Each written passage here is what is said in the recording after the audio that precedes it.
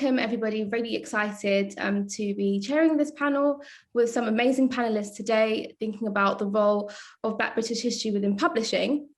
My name is Lavinya Stennett, founder of the Black Curriculum, and I'm going to introduce the panel. So I'll start off with Will Goodfellow, who is a senior history commissioning editor for the history list at Hodder Education, the UK's #1 publisher for secondary schools.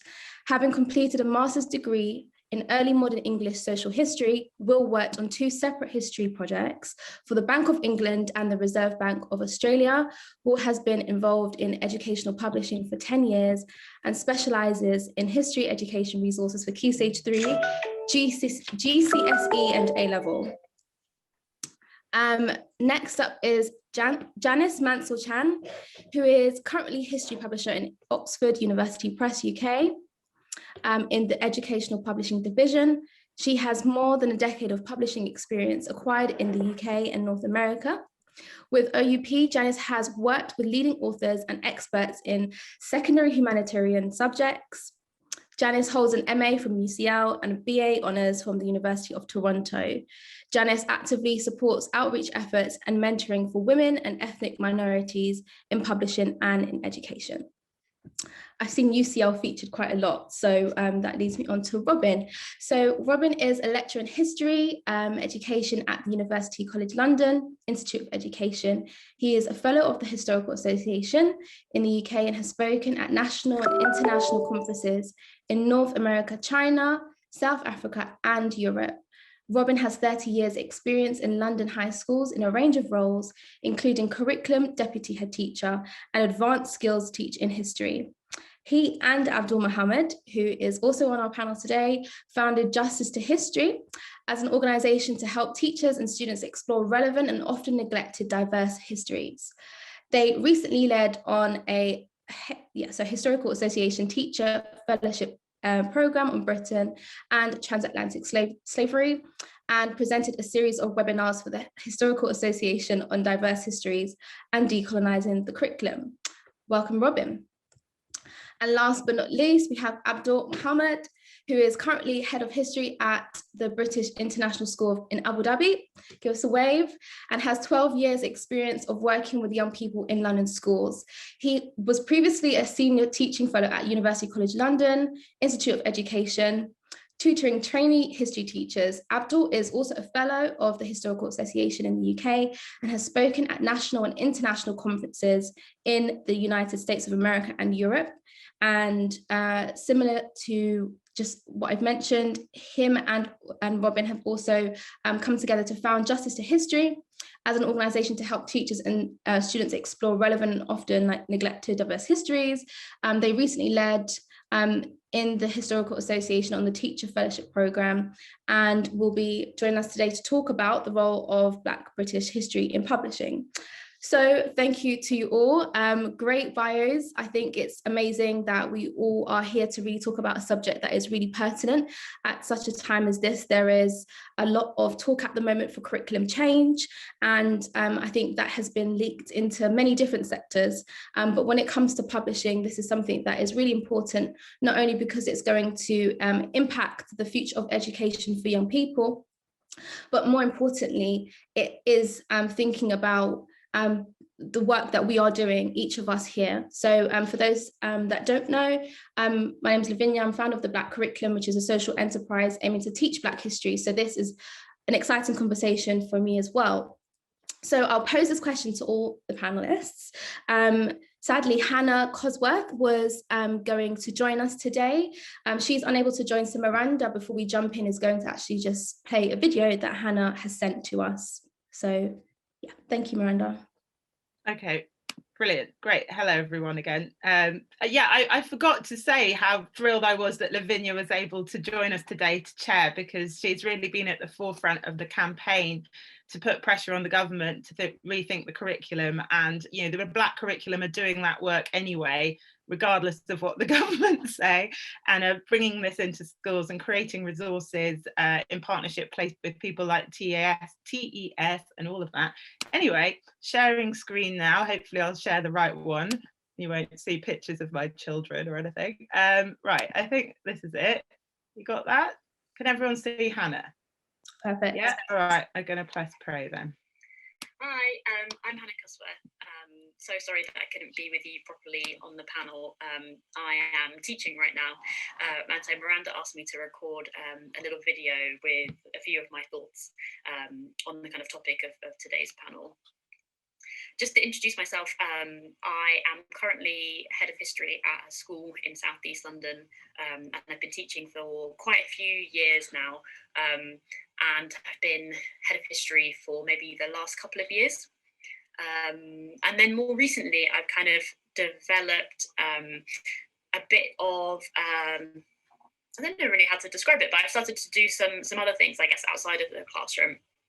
And part of that has been writing for a textbook, also doing some work for the BBC website, so their resources that are focused on secondary school age children.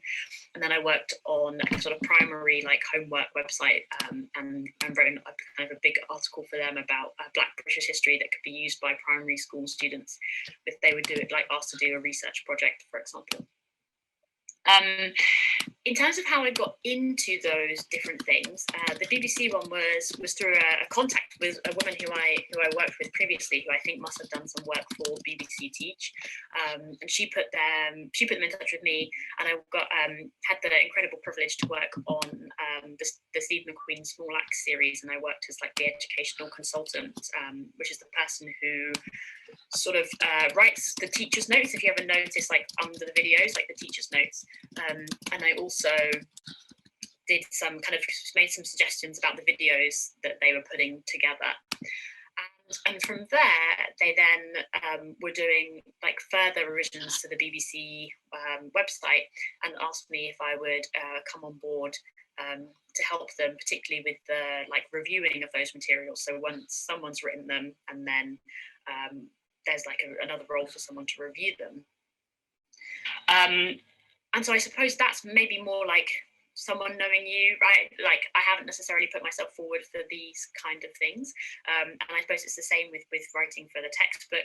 The series editor of the textbook, or the editor of the textbook, got in touch with me and asked me if I would contribute. I think, yeah, that's obviously a great privilege as well. And I suppose that's from people knowing the work that I do maybe at school, which I talk about quite a bit on Twitter. And I think if you are interested in getting involved in this kind of stuff, like writing for textbooks, writing kind of educational resources, I think Twitter is a really valuable place to be, to make connections with people. It's like a free way to talk about the work that you're doing, and then people kind of know you, and you're a kind of go-to person to ask if they're doing some work. And then other people have got in touch with me via Twitter to work on other kind of like projects, for example, the primary homework one that I mentioned.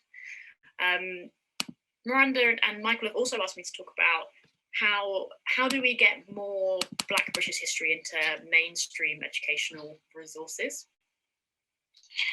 And there, I would say I feel like there's a lot of interest now at the moment.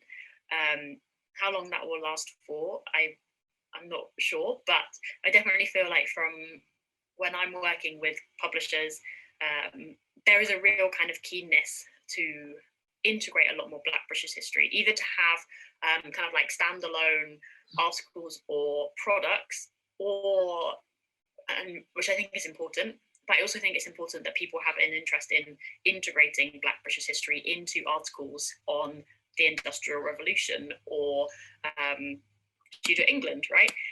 And how does that happen? I think it's that people who have knowledge of Black history, so I'm guessing like the people who are watching this, being the authors or being the reviewers, because there's oftentimes, like, as we know, there is such a long and kind of extensive Black presence in Britain that it's not hard to integrate Black history into the Key Stage 3 curriculum or into educational resources. I think it just takes people who have that kind of depth of knowledge to be working on these projects. And so if that's something that you're interested in, if you would like to kind of be involved, then yes, maybe reach out to me on Twitter. I'm just Hannah Cusworth, and yeah, I can see if I can help out, or yeah, getting in touch and just kind of, or with maybe I suppose being more proactive, and I guess, and getting in touch with some of the kind of educational publishers, and then also just talking about your work on a site like Twitter. I think gets your kind of name out there, gets you known as like a subject expert, and hopefully kind of people will pick up on that and ask you to do work, ask you to contribute. Anyway, I hope that was helpful, and I'm looking forward to maybe watching this panel back if possible. Yeah, I hope the rest of the discussion's great, and I'm sorry to miss it. Thank you, Miranda. Yeah, great. Can you hear me? Yeah. Yeah, and I've just put a link to Hannah's Twitter in the chat for everyone as well, and drawn your attention to #HistoryTeacher. So yeah, brilliant. Thank you. I guess this is the beauty of doing things virtually, even though people can't be here physically, well, virtually with us, there's still some kind of presence online. Hannah mentioned some really interesting themes that I think we should work our way into in a couple of the questions, but I'd like to start off with both thanks to Miranda and Michael for putting this together, but more importantly, hearing from each of the panelists on what changes you think need to be made into the curriculum. So we'll start with Janice. Well, thank you. I agree with. You've just muted. Hi. Can you hear me now? Yes. Okay, I don't know what happened there. I completely agree with the previous panel on children's publishing, which was very inspiring, that you don't need the curriculum to change to get teachers and students to really engage with Black British histories and other diverse histories. I think we're all aware that the government currently stands by their current syllabus and they don't have immediate plans to make any changes. But, you know, at the same time, I see so many really good initiatives being taken from the ground up. So many historians and teachers really sharing on Twitter, you know, like what Hannah was saying, and the Historical Association's conferences are full of workshops about how to take the steps to diversify the history curriculum, whether it's, you know, little steps to make more inclusive, familiar topics like the tutors, or, you know, taking bigger steps to include whole modules around less familiar topics like African kingdoms. So it's really exciting to see that the teaching of Black histories and indeed of, you know, other underrepresented stories that is happening more and more in classrooms, even though it's not mandatory. And also, like the previous panel, they've mentioned that exam boards are really getting into trying to make changes and be ready for the next spec change. And they're working with publishers and with, you know, Royal Historical Society to really broaden the study of history and make it more attractive to students of all backgrounds. So I think we'll definitely see positive changes in the future. Most definitely, and I think that's an important point, that there are so many different ways to circumnavigate the curriculum. Thank you. So I'll go over to Will next.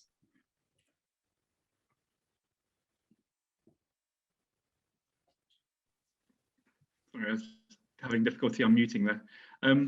Yeah, just to really echo Janice's points, I think it's very easy just to attack, you know, government and the concept of curriculum, but really it's, when it comes to Key Stage 3, so we're talking 11 to 14-year-olds, it's the history department, it's the history teachers working together, and the history lead, who are thinking about their own curriculum. You know, what are the kids going to learn? And yes, there's the national curriculum there to act as a guideline, but there's plenty of scope. You know, you could include as much or as little Black history as you sort of see fit. The only actual compulsory topic that has to be taught is the Holocaust. So we are seeing, which is great to see, that so many history departments are really embracing, you know, the concept of decolonizing the curriculum and diversifying their range of histories. So beforehand, where you know, you might only just have the only opportunity that kids sort of meet a Black person in history is with slavery, and you think, well, that's just horrendous. But now we're going beyond that. You know, a lot of teachers are sort of starting to look at African kingdoms, such as Benin and Mali. You've got Miranda's great work on the Black Tudors, which I've spoken to teachers and seen how they've used it in the classroom. And then even topics such as World War I and World War II, looking at the role of Black British soldiers there. So I do think it's great that there is a lot of amazing work being done and great knowledge being shared. So at Key Stage 3, I'd certainly like to see just this continue, really. Continue to see a broader and richer history being taught. I think it's slightly different at Key Stage 4, so GCSE, and Key Stage 5, A level. There's a huge range of topics, of which for GCSE you tend to choose sort of 3 or 4, depending on the exam board, and A level as well. It's sort of 2 or 3 along with the coursework. As a publisher, we have access to sort of candidate numbers to see the popularity of topics, and you are seeing at the moment continuing popularity of things such as Nazi Germany and Tudors, and it's tempting to, it is frustrating, but if you put yourself in the mindset of a teacher, I don't know how teachers do it. I'm full of admiration for teachers. It's one of the hardest jobs in the world, I think. They've just got to do so much. So, if you've already got the subject knowledge of Nazi Germany or whatever it might be, and there are hundreds of resources you can refer to, then it's not really a surprise that you're seeing this continue. And at the moment, you've got those very passionate teachers with brilliant subject knowledge on a topic such as African kingdoms, and they'll teach it, but you're seeing a lot of teachers who just don't have that knowledge or the confidence or the resources to be able to do that, so they stick with the more traditional topics. But I think you are seeing change. Obviously, Pearson have announced a new GCSE Migrants in Britain unit, which Robin and Abdul are kindly working on a textbook for Hodder for. And you've got migration as a topic for OCR, A and B, and AQA GCSE. And I think that's going to increase in popularity, so I'm really pleased about that. And I think, as Janice alluded to, exam boards are aware of this now, and spec change, we don't know exactly when it will be, but probably maybe 3 or 4 years' time. I don't know, to be honest. But I know that they are already starting to think and have serious discussions and conversations around how they diversify the curriculum. So I guess, in terms of changes I'd like to see, I think it'd be great come spec change if you've got a syllabus for GCSE or A level, and often it's broken down into bullet points which teachers teach from and which authors write to for textbooks. And if you say, Tudors, which is very popular, say within the spec there is a bullet point specifically, alluding to Black Tudors and Miranda's work, I think that would be a great change going forward. And I'm confident that will happen. So that's my take on it. Thank you. Some really important points there around the strain that teachers are under, but more importantly, some of the resources that have existed. And I think this is a brilliant segue into Abdul, because there are teachers that have such specialist subject knowledge that have been doing incredible work. So Abdul, in your view, what changes need to be made to the curriculum? Thank you, Lavinya. So, I mean, when I started teaching about 12, 13 years ago, there wasn't much Black history being taught at all. And that was when there was a curriculum. And of course, the one mandated aspect of Black history was, transatlantic slave trade. And that was, all the negative practice associated with that permeated across schools. And then when they sort of did with the whole concept of a strict curriculum for schools, and there was that greater autonomy, the one change that I think we wanted to see, and I think Robin and I spoke at what's happening in Black British History 1 or 2 about the need to see this change at GCSE. And then there was, the introduction of these new units on migration, and some of the change that's come about from that has been, a rigor has been associated with Black history, Black British history. And that was the one thing missing, I think, when Black history was relegated to Black History Month, and it was, became a sort of cultural event, it was watered down a little bit. The history, the challenge was taken away from it. It wasn't regarded on the same level. And I think with, the introduction of these new courses at GCSE, we're seeing, a newfound sort of respect for Black history, teachers, consulting these, academic works, which have actually sprung up at a really opportune moment as well alongside these courses. And from informally, from what I've seen, talking to colleagues and just, following around on social media, we're seeing some change, some positive change, whereby schools are either doing these GCSEs or they're using the resources that have been created, to resource these GCSEs down at Key Stage 3. Some of the changes I'd like to see probably is, an improvement in teacher knowledge and confidence, because, we go to university and we study something that, we're particularly interested in. That might not be Black history, but then, when faced with, creating schemes of work, that are of the same level of challenge as the more commonly taught ones on Tudor England or, the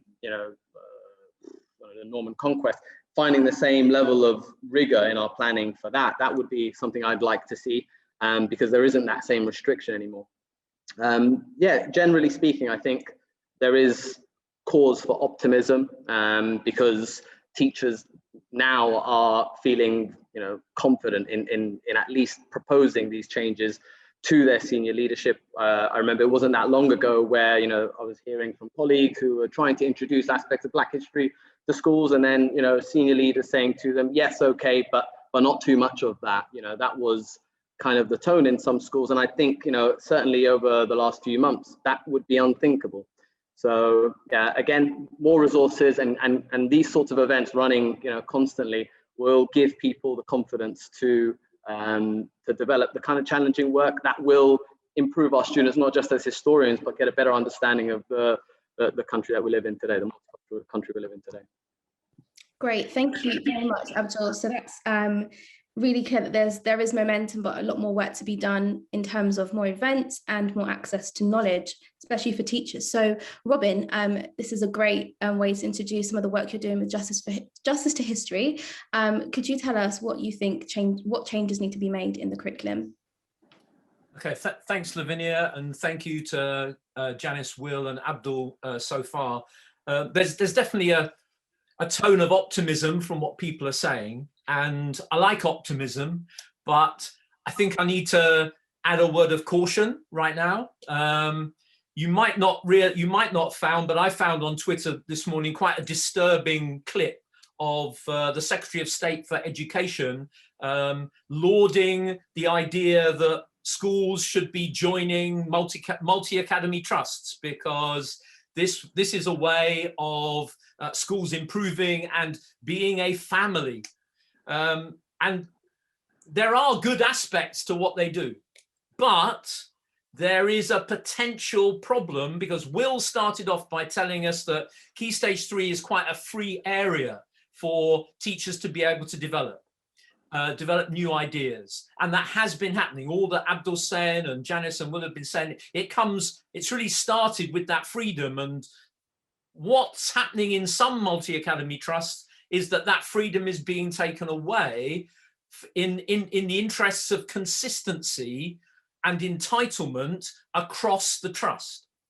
Now, that's okay if the consistency is going to be give teachers some freedom at least to develop things, but I'm not entirely sure that necessarily will happen.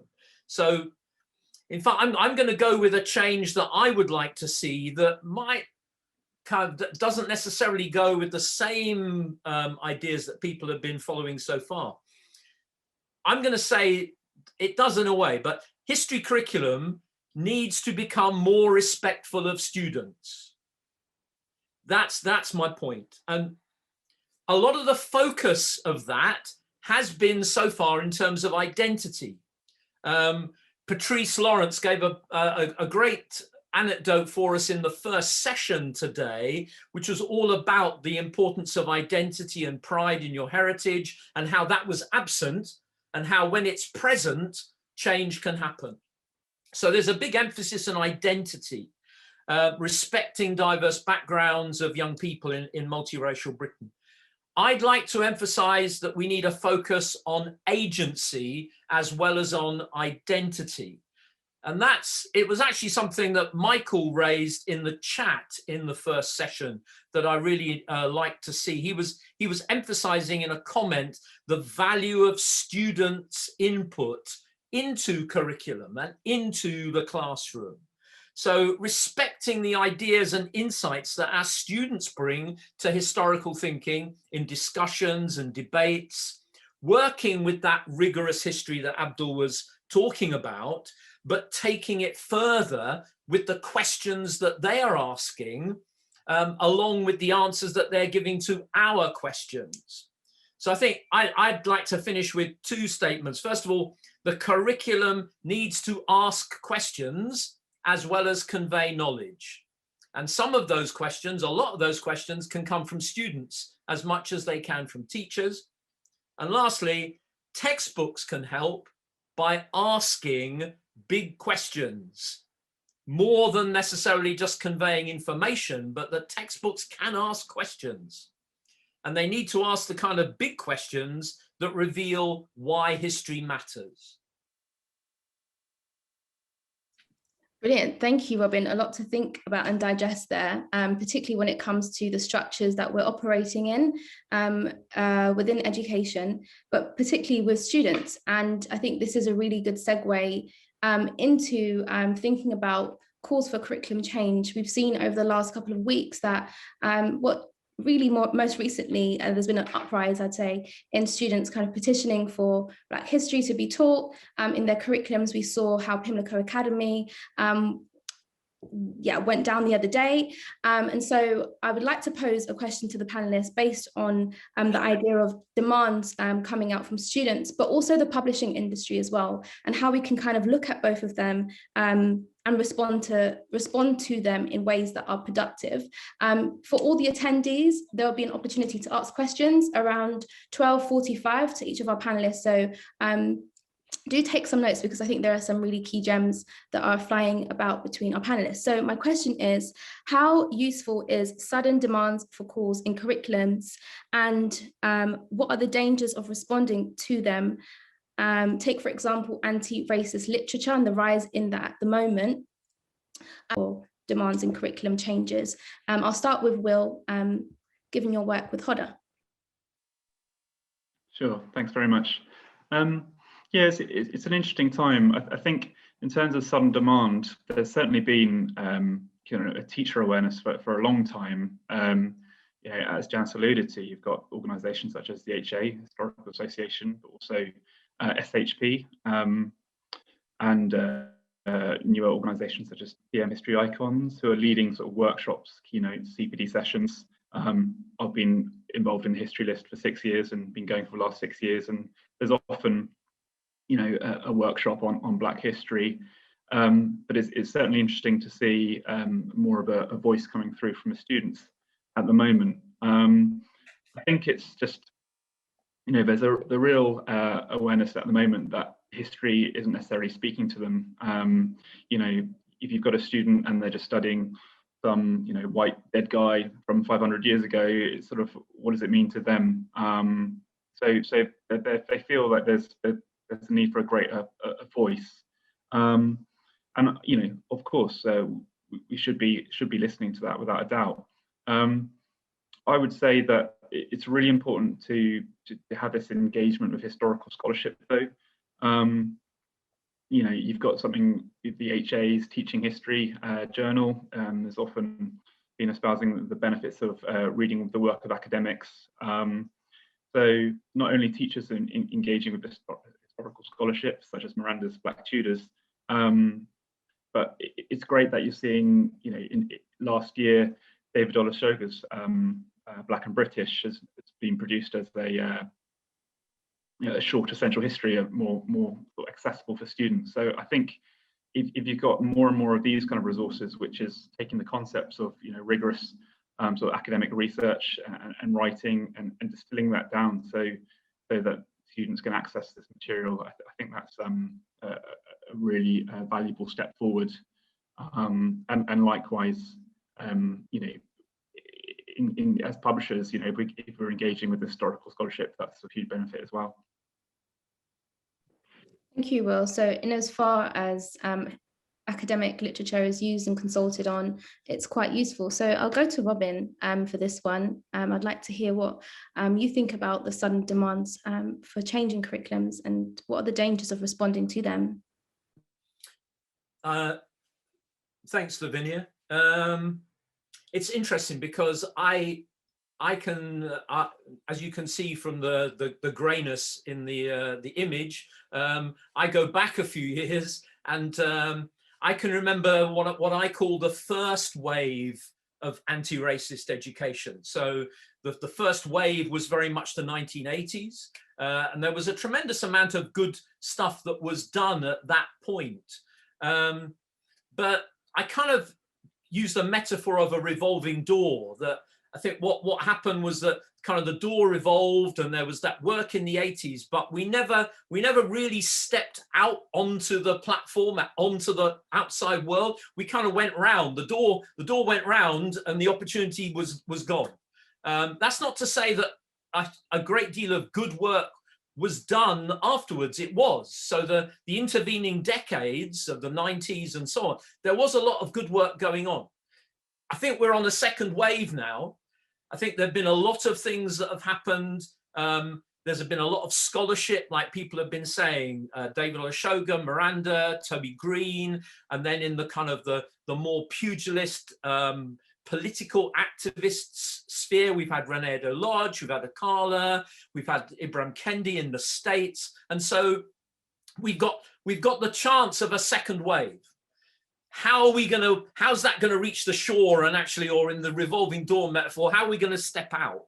I think publishers can play a really significant part in that stepping out, because they have the potential to be able to give comfortable access to teachers, not comfortable with the ideas necessarily, because they're challenging ideas, but if they can make the access easy, if they can facilitate things, not just in textbooks, but also in CPD. I think one of the things that text publishers are getting into that realm of joining not only book publishing, but also professional development for teachers. And where they're able to do that, and Will can talk more about what Hodder have done in that sphere, I think if they can develop that, then we'll avoid the danger of the second wave just going round and not establishing concrete change. I think there's the danger is that we've been looking to government to do something about this and to make the change. Never going to happen. Never going to happen. And I wouldn't say that just because of the particular political party in office. That governments, political groups have not shown any real commitment or interest in doing this work. I think it's going to be non-political party organizations like Lavinia's, like Curriculum, like others. They're kind of doing the lobbying. They're keeping the issue in the public sphere, which is really important. And then the publishers do their bit of providing the resources and development. Then it's down to us it's down to the teachers and critically getting the support from their leadership teams in school, and now increasingly getting the backup of the multi-academy trusts. It's going to be crucial to convince them, not the government, not where the action is happening. That's going to be the danger. Everyone's going to be looking to government, and they'll lose sight of where the power actually lies. Well, very powerful. Thank you for reminding us of the historical context behind this, but also the dangers of looking straight towards the government as our solution. I'm particularly interested in your thoughts, Janice, around this idea of comfortable access and the role of publishers in that, in kind of pushing forward narratives and literature that surrounds Black history, given your work over the last 10 years. So yes. Yeah, so it's really interesting to hear Robin talk about second wave, first wave, but I am optimistic about this movement, sustaining, because I think that young people these days are a lot more aware of global and local activism. They're a lot more aware of concepts around fairness, racism. These things are being discussed in classrooms openly and at home. And increasingly, lots of students from diverse backgrounds are questioning why they're studying historical narratives that don't reflect their own experience or their family's experience. Just recently on social media, I saw teachers asking for help on how they can diversify the curriculum because their student body said, I don't like this anymore, that it's not reflecting what we're at home. I've been in publishing for quite a while now, and while I did study history, the equivalent of A-level in Canada, and did some history in uni, it's really only been in the past year that I really thought about how history textbooks really affect students' sense of, as Robin said, sense of pride and identity. Because I attended Hannah Cusworth's session at the HA on Empire and Windrush, and she talked about how she thought about her family's relationship with Empire while she's teaching the history of Windrush. And it really affected me because I never thought about how, my own history and how my family migrated from, British colony to Commonwealth country. And then I moved to England, how I personally have been affected by history and by Empire. So I feel like everyone's questioning this, and teachers are questioning this. And really there's this momentum of the whole history community to try to affect change, and publishers are responding to it. I know Hodder's doing a lot of good publishing around diverse histories. We are at OUP as well. So I hope that this will continue and will become a normal part of textbook publishing, that we think about what are the stories that are not told that we should be sharing with the classes. Thank you for that summary. It's definitely really important to recognise the role of reckoning and questioning in that process of changing and discovery. And Abdul, given your work with students, how do you think the sudden calls for demands in curriculums will affect change, and what are the dangers in your opinion as well? Yeah, I think these sudden demands for change have appeared to be sudden just because it's been linked to a lot of the protest movements and anger, righteous anger that's been displayed. But these feelings that students have had, and have gone back, as Robin was saying, for many years, and they have been ignored. I think the urgency has come on our part and on the part of just wider society, because the climate became such that ignoring these calls couldn't really be tolerated any longer. The fear that, obviously there's lots of cause for optimism, but the fear that I would have is that we don't capitalize on this moment in the way that we can, right? That we almost just assume that this is the new status quo, and that people will always, the young people will always be respected and listened to in the way that we like to think they will be, and their calls for change will always be met. I don't see it that way. I think if the work that is being produced is not of a high standard, if it's not rigorous, if there is a sense that it's a fad in a way, then there are retrograde forces in society that will seize on that and use it as an opportunity to shut that down. So how do we do that? I think working with publishers, making the process slow, really, in some ways, not rushing through things and producing work which is not of an equal standard to some of the other more widely taught topics. And that seems to be the situation at the moment. Getting students involved as well, I think, is really important. When you listen to young people talk about these issues of social justice, they're incredibly eloquent. They understand exactly what they are not being given in school, how forces in the media, in a sense, are obscuring narratives that help them to understand their position in society. And so giving them the opportunity to voice that in school is important, and not assuming that just because they're not eloquent about certain things, that they won't be eloquent about their own experience. So that would be my goal.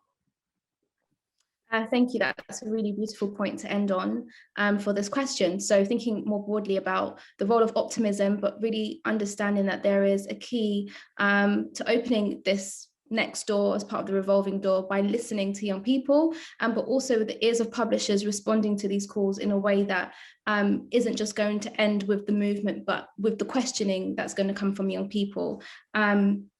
So thank you to you all. My next question is more about the role of the publishing industry, but thinking about self-publishing, because I know there's been some fantastic authors here that have worked with publishers, but I would like to know from you all about the role of self-publishing in and amongst calls for curriculum changes, and how can this be organically leveraged in a way that supports this movement to be sustained. Sorry, so I will go to Janice first. Sure. Well, I personally think it's wonderful to see teachers and historians self-publishing, to see the, lots of resources being shared on social media, publishing on websites.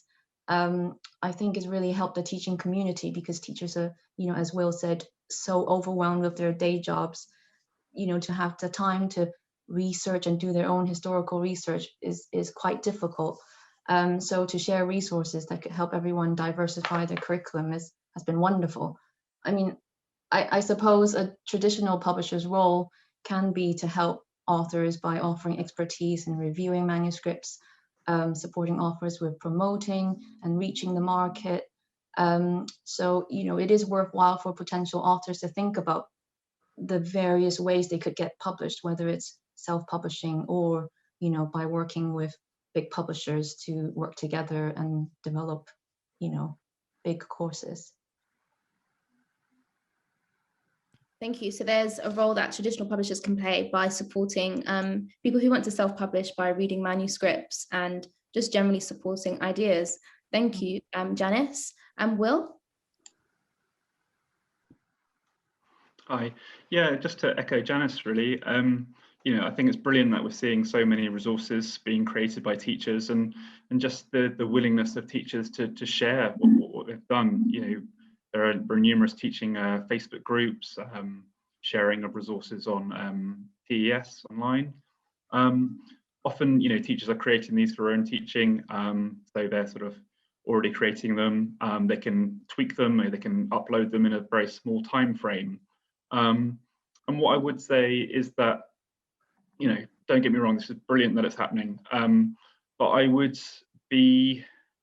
think some of the content is very, very good indeed, but if you're going to use the content, you need to be aware of the quality. I think that's where a publisher like Hodder steps in. Clearly, we're working with Robin and Abdul on a Migrants in Britain book at the moment. And the lengths that educational publishers go to, whether it's just working through countless drafts to help shape the material, really think about the pedagogy, test for resources, get feedback in classrooms, work with organisations, have the material reviewed by academics. I don't think you're getting that so much with self-published material. That's not to say that I'm against self-published material. I'm just saying that what organisations like Hodder do is really go to lengths to make sure that the quality is there, because ultimately it's teachers and students using our textbooks, so we want the best experience possible for them. That's all I can say, really. Thank you, Will. I'll read out a comment by Samantha, who says, the big publishers' families are okay. It's the marginalised and underrepresented, the impoverished, that are being affected due to the systemic racism in education. The publishers will never tackle this like the real grassroots people are feeling the effects in their communities. Thank you. So thinking more broadly again about the role that big publishers can play in reducing the inequalities that exist on the ground. So going by that point, thank you very much, Will. It's really interesting to hear about the quality of the resources and the work that goes behind this into the publishing industry. So I'll pose this question back to Abdul, but also thinking about how did you break into this market? What was it that helped you get the support of Hodder for anyone out there that wants to publish a book? Yeah, thanks, Lavinya. I think, does it go back?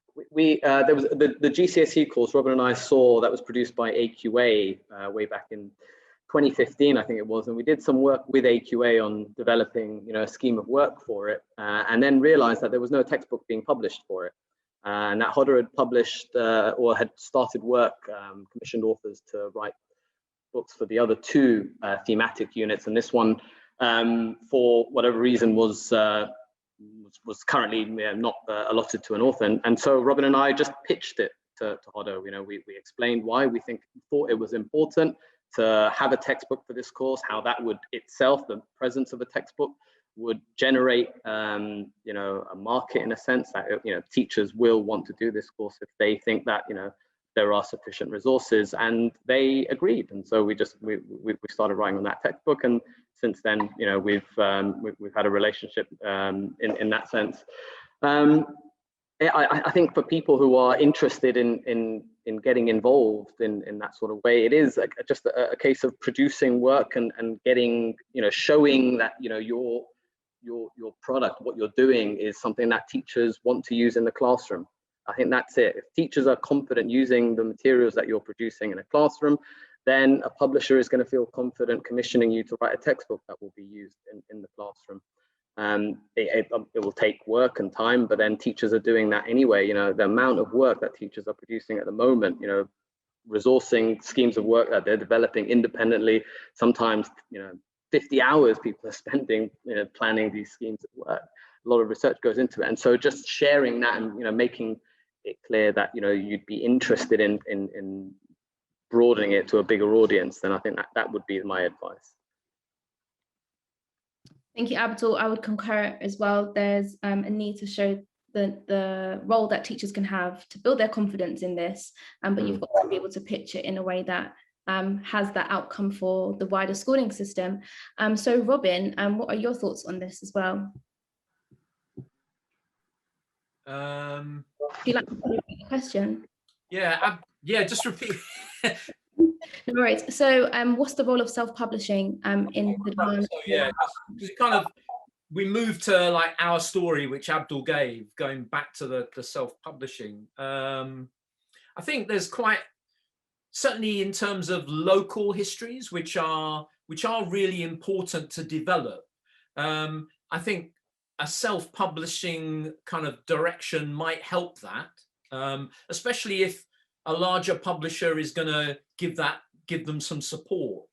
I think in terms of more kind of national work, I think certainly, as Abdul was saying, we really didn't know much about this before we started to get involved with Hodder like 4 years ago.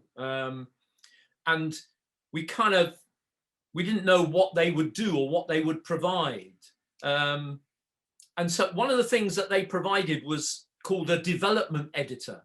So they have the people who will check the spelling and all of that kind of stuff, but the copy editors. But this development editor, I suppose we might have even been a bit skeptical to begin with, like what is this person going to do for us? Especially since she was in Canada and we were in the UK, and we were communicating online in the days when you didn't do that. You do it all the time now, but you didn't do it 4 years ago. And I have to say, our experience was really terrific, because this person was so helpful in getting us to think like a textbook rather than thinking just like historians and teachers, because it is different. It's a different vehicle. And neither of us were very familiar with textbooks. I mean, I've been teaching 30 years, but I really didn't use textbooks that much. And we were so grateful for her support. I think can I name her, Will? Is that fair to, yeah, Jenny Fitzgerald in working with Hodder in Canada was just really so helpful. And if you were self-publishing, you wouldn't get that. You would miss out on that opportunity just to have that outside person who forms a relationship. Now, I suppose you could strike it really unlucky and get a development editor who wasn't helpful, but we really struck gold, such that the next time we did it, the one thing we wanted from Hodder was that same development editor. And we've seen some work. It hasn't exactly necessarily been self-published, but we've seen some work where the kind of the authors have kind of edited themselves, and we do that. I mean, one of the advantages of Abdul and I working together is that we edit for each other, and that is helpful. But this work clearly didn't have the benefit of that outside development stuff, and we felt they were poorer. The result was poorer for not having that support, and I think they made some errors in the way they approached the work. So yeah, self-publishing good for local stuff, but maybe there should be more big publishers, but the ones that we've got can actually really be helpful.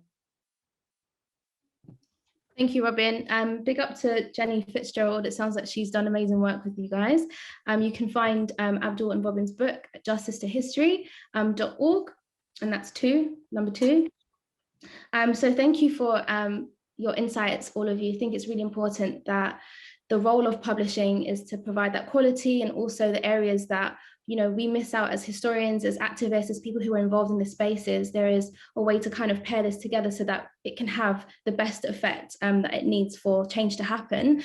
So I want us to really think about the digital space. As you said, Robin, you know, you were doing this 4 years ago, communicating online, and a lot of us now, this is our main medium of contact. And so thinking about the role of specialist knowledge online, how can we connect, but also what does the future of books look like digitally, particularly because literacy rates have dropped over the last couple of months due to COVID. So what is the future of books in this space?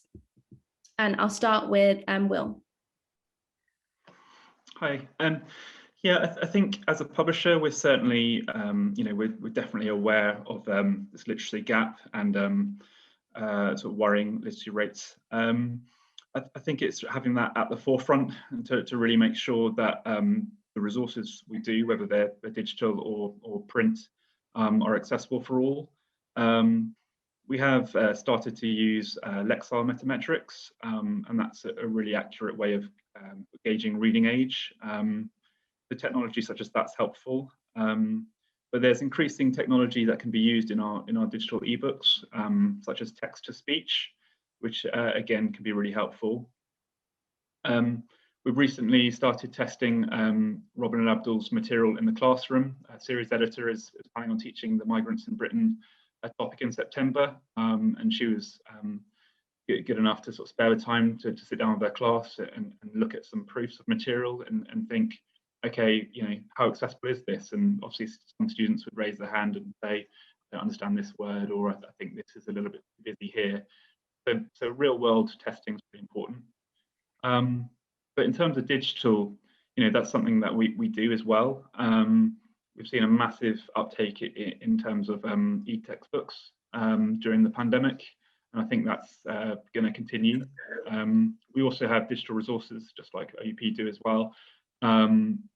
We've got a new Boost platform, and from there it's sort of teaching and learning content to students and teachers. So, you know, there's options of having videos, there's podcasts, interactive quizzes, animations, all those things can help as well. But in terms of accessibility and literacy, I think it's important to sort of bear in mind the way material is presented in a book.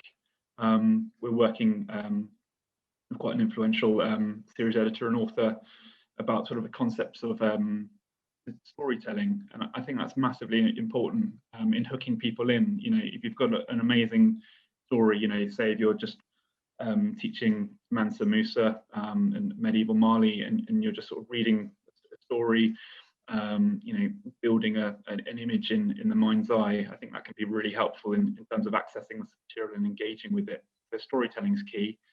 And then of course we've got CPD in training. So, you know, the work that Robin and Abdul have been doing in helping, you know, train teachers and help them make sure that the content is resonating with teachers and the students. It's really important as well. Thank you, Will. Great reminder of the practical things we can do on the ground, including storytelling, real world testing, and making sure that accessibility is at the core of making sure these resources connect. So Janice, you've done a lot of outreach efforts over the last couple of years with your publishing house. So what do you think the role of digital accessibility looks like in the future of these books? As we all know, and Will alluded to this, digital resources are now more normalized given the overnight changes with schooling during the lockdown. I think digital used to be seen as a nice to have at school, but now it's really an essential part of learning. I think, these digital resources or, other non-traditional aspects of publishing, like hosting events, hosting webinars, hosting CPD programs can really allow publishers to produce materials more quickly to help support teachers and students. I would say there is a misunderstanding that digital resources are cheaper to make. That is not true. Digital and CPD materials still go through quite a rigorous progress of editing and checking, but it can be published at a more rapid pace. So it allows publishers to really add to what's already on offer with the print resources. So for example, at OUP, we published a 4th edition of a successful Key Stage 3 history textbook series, and the author improved the course and added new features and lessons to make the textbooks more inclusive. But there's always going to be more diverse stories that we could add, which is why we're now publishing a number of online Key Stage 3 history inquiries, such as the Black Tutors inquiry, which I have the rough drafts here, which is going to be published next month. And that was in consultation with Miranda Kaufman as well. So thank you very much, Miranda, for your expertise reviewing the materials. So, in this way we can respond more quickly and try and get more diverse stories published before the next edition of a textbook comes out. We're also exploring different ways of working with partners to support teachers with diversifying the curriculum with, free professional development events. So hopefully we can share more about these events when they are firmed up. Thank you, Janice. That's a great reminder of the non-traditional ways to diversify a lot of the education that we're getting on this. So I see a really interesting question in there, but before we go to that, remember all attendees to prepare your questions. We'll open up in about 5 minutes. I'll go first to Robin and then to Abdul to answer the question around the future of books and digital resources. Thanks, Lavinya. Maybe I am old-fashioned. My godson told me that several years ago. But I think I'd say a note of caution. There's a kind of note of caution in Miranda's question that she's put into the chat, which is there a danger of Black British history being ghettoized in online resources, but not making it into physical textbooks? I'd say, I wouldn't necessarily say ghettoized, but I think I'd just like to emphasize the importance of the physical presence of things. I think, that's what's driven teachers back into the space of school, although they've taken huge risks in doing that, in going back into schools in the midst of a pandemic. But the thing that struck me when I've gone into schools, I've been able to go and observe my trainees in a couple of schools, and just the happiness of being back physically present with the young people that they're working with has been so important. And I think there's a real importance in physical presence. And that's true of books and ideas as much as it is of the people. And so, one of the things that Abdul and I have, we've put a lot of time into is the cover of our books. Like, what is the cover saying? The cover can actually provoke. It can make people think. It can also make people proud. So, if we take the cover of the Migration, Empire and Peoples book, certainly, you know, that picture of Kwame Nkrumah on board a ship, taking the salute from a sea captain as president of Ghana. That's a really powerful image that it sits in classrooms. It sits on the table of the young person at home doing their homework. It conveys a really powerful message. And obviously what's inside does as well. What's inside matters. But I think we need artifacts. We need things around us that remind us of messages, and books do that. Obviously, I'm a massive bibliophile. You know, you can see from the background, and I think the online stuff is incredibly useful. I mean, Abdul and I have been saying if it wasn't for online resources and information, we couldn't write the book that we're writing at the moment, because we access so much knowledge online.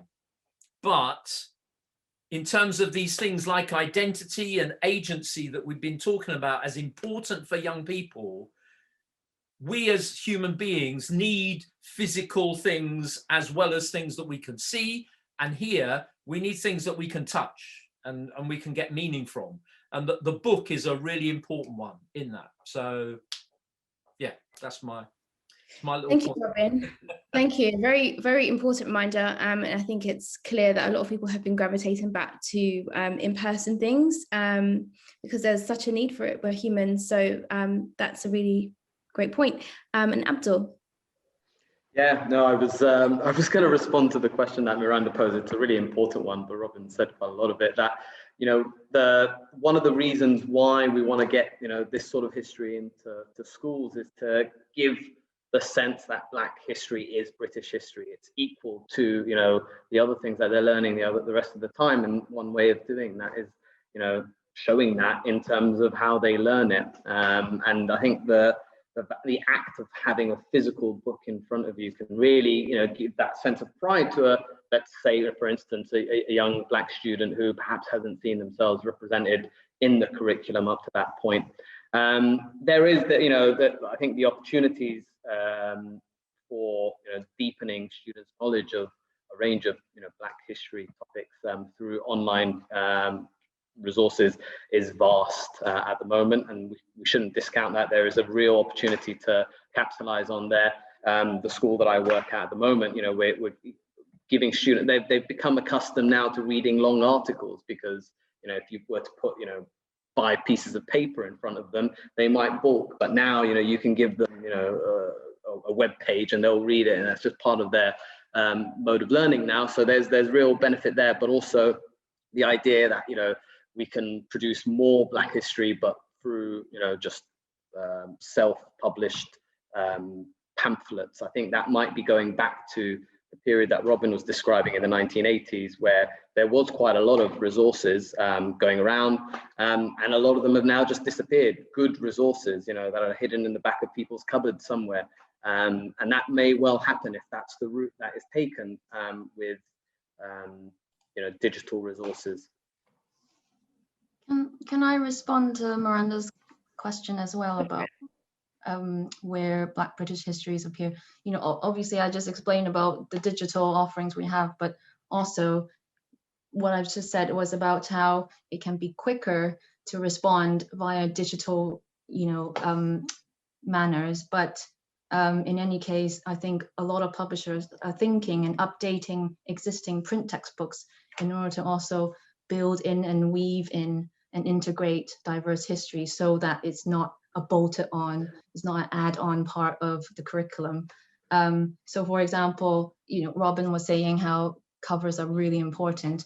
We've just been re-editioning our AQA GCSE History Migration Guide, and I don't have the book with me because it's not published yet, but next month it's coming out, and we have updated the covers to show Claudia Jones, and we think that's really important to kind of give a sense of agency to, you know, underrepresented stories, and we are making the changes in print and in digital to really embed, you know, the whole idea that this is a momentum and a movement that we should embrace.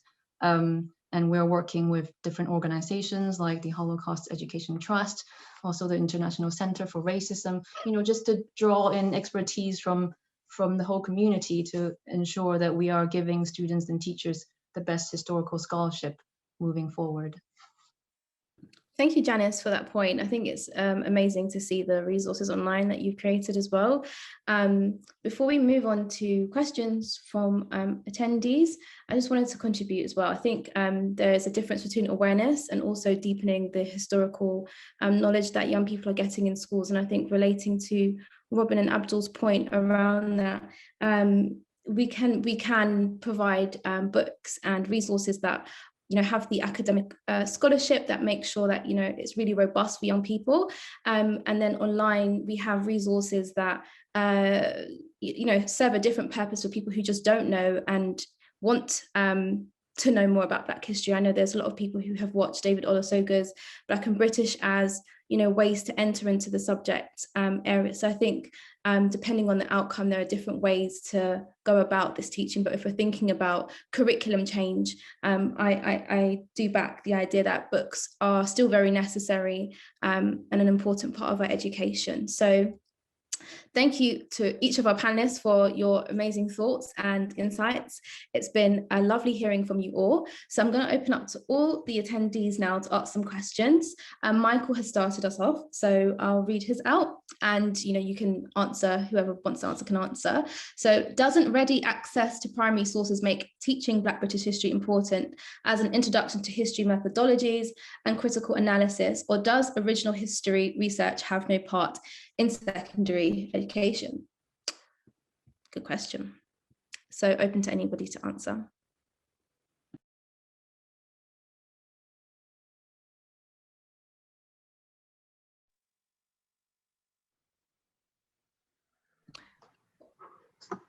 Sorry, my connection went. I couldn't hear that, Lavinya. Could you read it again, please? No worries. I was just wondering if, Michael, you'd like to explain your point. And yeah. It's about primary sources. And the great thing about Black British history, you've got access to a wealth of primary sources, written letters from home, people that were actually there. You've got primary sources. So you can use historical methods and critical analysis to understand Black British history. But at the same time, does original research, as primary sources lead you on to, does original research have any place to play in secondary education? They're just told A, B, C, history is a progression of facts. So are primary sources really relevant in Black British history at secondary level? Yeah, I can kick it. I mean, the answer is yes, or the answer is they definitely should be. That's what I was saying earlier about the agency of students, that they need agency, but they need to work with something. That there has been a trend in the last kind of 5 or so years towards squeezing out using primary sources, with the idea that what they need to work with is rich knowledge. They need to work with facts. And obviously they do need to have knowledge and to develop that knowledge, but the primary sources are essential to help them do that. We actually produced a new inquiry just recently that for the kind of what is history year 7 course, the beginning of secondary school. And the whole focus of that was on artifacts and sites in Africa. So the idea was, how can we learn about religion in Africa in the Middle Ages, going back to the beginnings of Christianity in Aksum and in Ethiopia, in Lalibela, and the beginnings of Islam in Mali and so on. But the emphasis was on historical skills of using sources. We did we produced an inquiry recently also on Black injustices in Black British history in the second half of the 20th century. And we got the files on the Mangrove 9 case from the National Archives. And we got some images of the police reports and so forth that were being used at the time, and the students were using those in the classroom. And interestingly, when we watched the Small Axe program, we realized that the quality of the historical scholarship in those programs was immense, was so good, because they'd clearly used the same resources that we had. Just a plug for the Small Axe. But yeah, it's got a really important role, but that role needs a lot of support in these times, because it is getting squeezed out. Absolutely. Yeah, and just to follow on from what you're saying there, Robin, when we do use these, primary source materials like the one that Robin was just referring to there, it does give students the feeling that they're investigating something important. It empowers them. It gives them the sense that they are engaging in, actual historical research, even though you've clearly, selected the sources for them and packaged them in a presentation, but they do feel that they're engaging with them. They're not just being told things. I think when when you're introducing new types of history that are connected to issues of social justice, students might feel like, well, I've got to sit up and listen now because that's the expected thing to do, which is not really the route we want to go down. We want them to feel like they're investigating this issue and come to conclusions for themselves. Michael, you're on mute, Michael. You're on mute. So this is a hobby horse of mine, because this teaches you critical thinking, critical analysis. You're not just overcome by the facts and taking what it is. You go inside. And we just had 4 years of nonsense of Trump and people not looking critically. And I challenge history teachers. The problem so many adults today took that stuff on because they'd lost their critical thinking powers. And history is where you really got the opportunity to explore your critical thinking. And that in-depth analysis led by your teacher, that Socratic questioning, digging deeper. So I think it's really important that we have these primary sources linked to that critical thinking, analyzing why. Sorry, okay, that's my rant over. Sorry.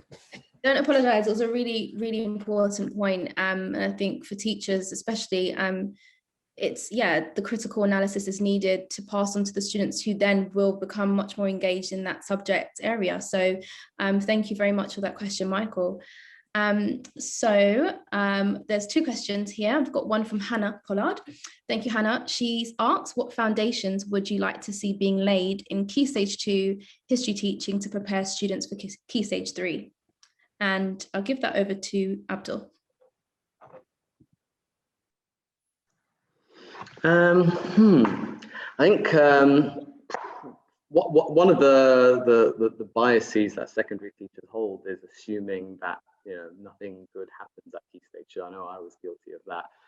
But coming into contact with a lot of primary teachers, and you just see the level of thinking that they undertake, and also that because there is a bit more freedom in some schools anyway on what they teach. They do teach sometimes isolated inquiries of Black British history at primary, and we kind of de-skill them sometimes in secondary. So I think probably I would turn that on its head and call on secondary teachers to engage more with primary teachers, get involved in sort of local sort of council groups and form teach meets, etc., whereby teachers have a sense of what is happening in primary schools, so that secondary teachers can build on that good work, or at least share what they're doing, so that primary teachers have the opportunity to prepare them, or at least synchronize what they're doing with what will happen across secondary.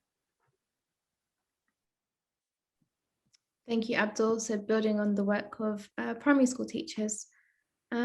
Will, Robin, Janice, open to you all.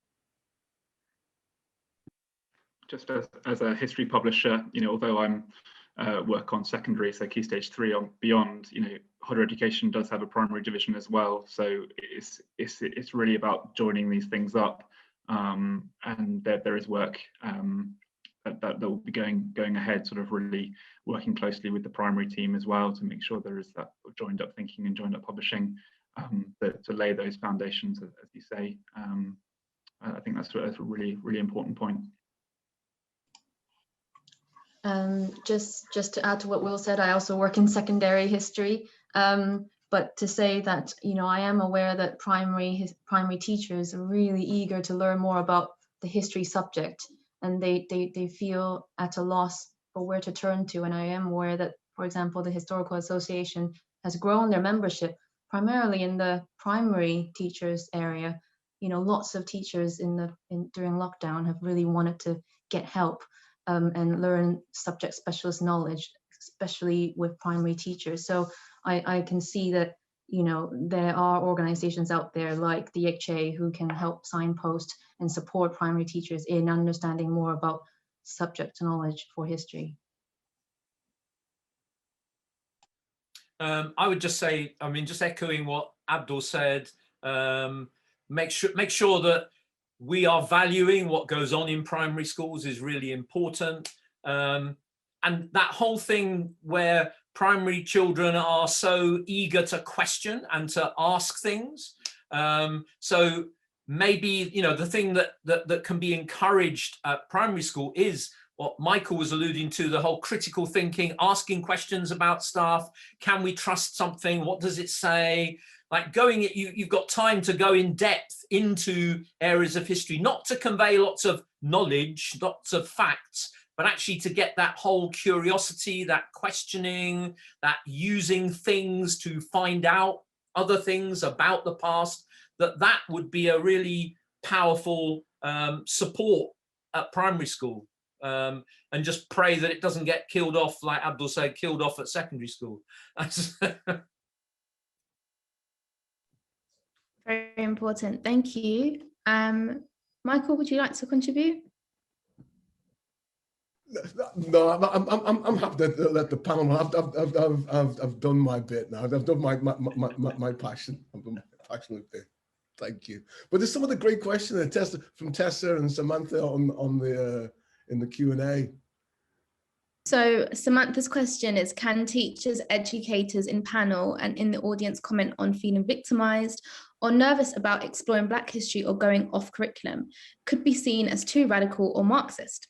Teachers come to my shop wanting to dive deep but worry that senior leaders will label them troublemakers. Yeah. And we have another question from Tessa, who is asked, if anyone on the panel knows my book, Black People in Britain, 1650 to 1850, published in 1990, do they think it would be a good idea to get a revised edition published with improved picture reproduction in particular? Tessa's also a long-standing member of WHBBH, so thank you, Tessa, for submitting your question. So we'll start with Tessa's question. So does anyone know Black People in Britain, 1650 to 1850, published in 1990? And if so, do they think it would be a good idea to get a revised edition published? Will and Janice. It would be, I'm afraid I haven't heard of it. It'd be good to know what audience it's been written for, as I'm unaware whether it's a school textbook or a sort of academic a book, but certainly, you know, I think that's an area. Obviously, you've got Miranda's Black Tudors, which has been incredible and had a massive reception. But when I came across Black Tudors, given my interests in early modern social history and sort of Civil War and the Stuart period and beyond, immediately I felt, well, you know, I want to know more. So I'm very interested in the 1650 to 1850 period. But by all means, I'd be happy to get in touch with Tessa. Thank you. Miranda's just posted it.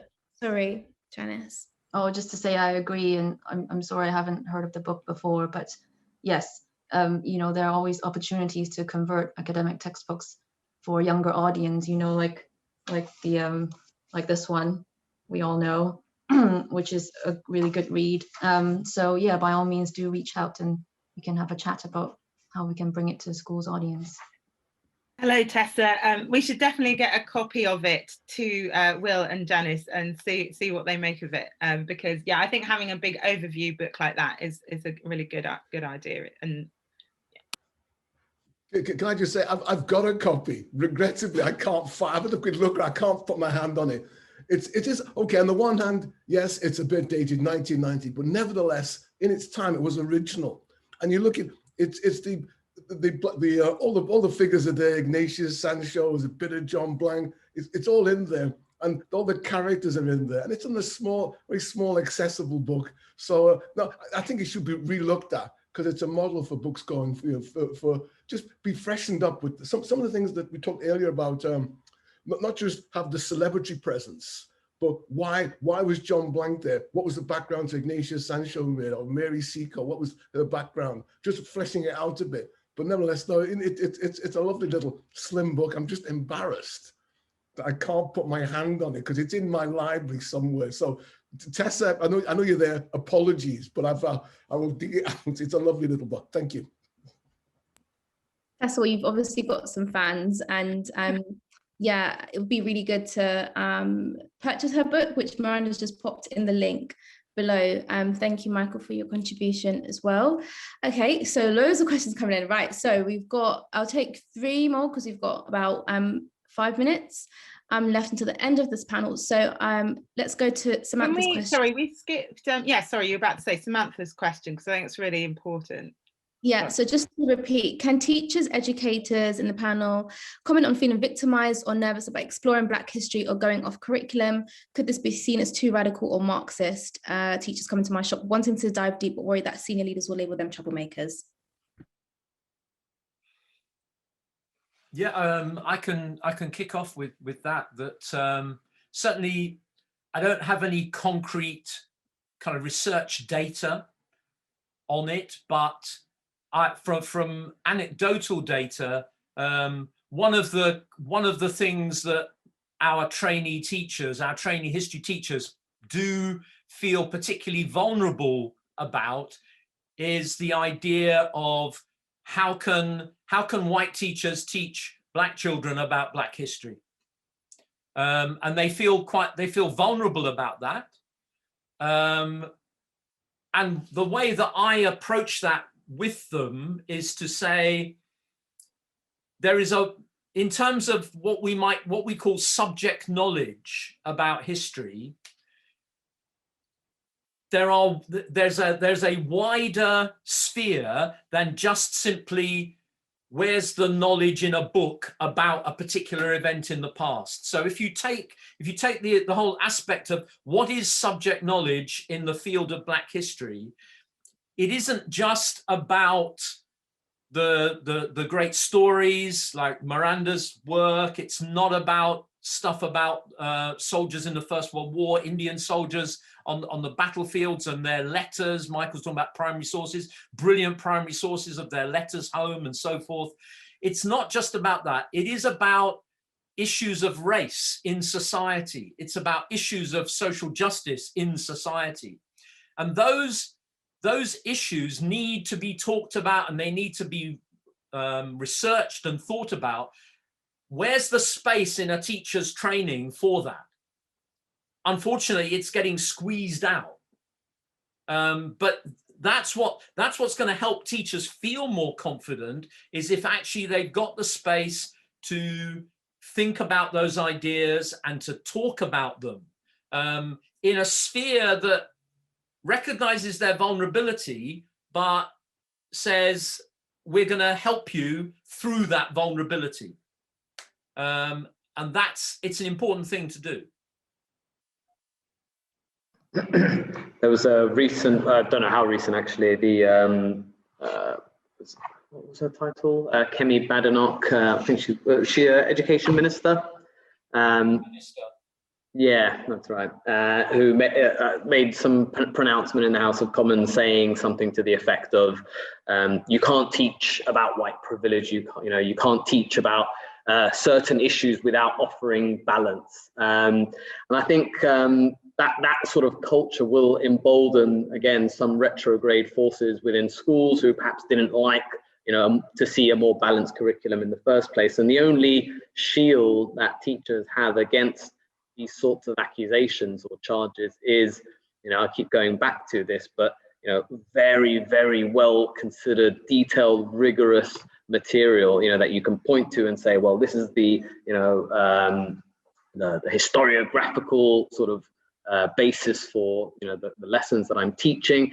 I'm connecting it to this aspect of the curriculum this way, etc. So unfortunately, you know, the situation is such that, you know, that people will have to still justify, you know, creating a more balanced curriculum, and there might be certain accusations leveled at them if they feel that, you know, they are moving too quickly or making changes too quickly. So yeah, ensuring that the history is rigorous and you know, the highest quality is really the only way around that. Thank you, Abdul. Perhaps to take one more point on that, and then we'll move over to the last question, and then we'll wrap up.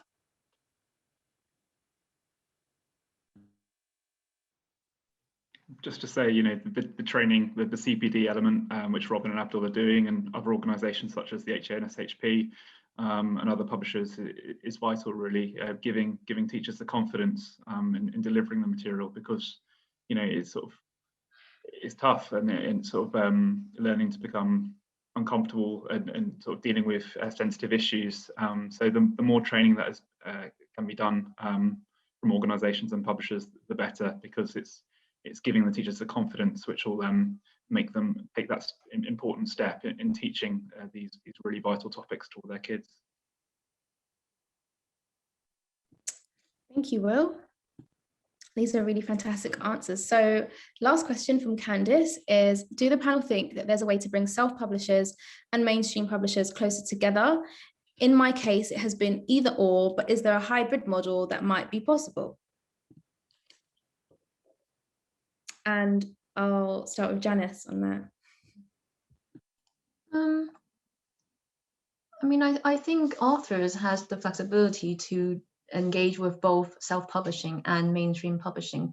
I mean, it can be hard if one set of intellectual property is used separately. You know, there will be legal issues.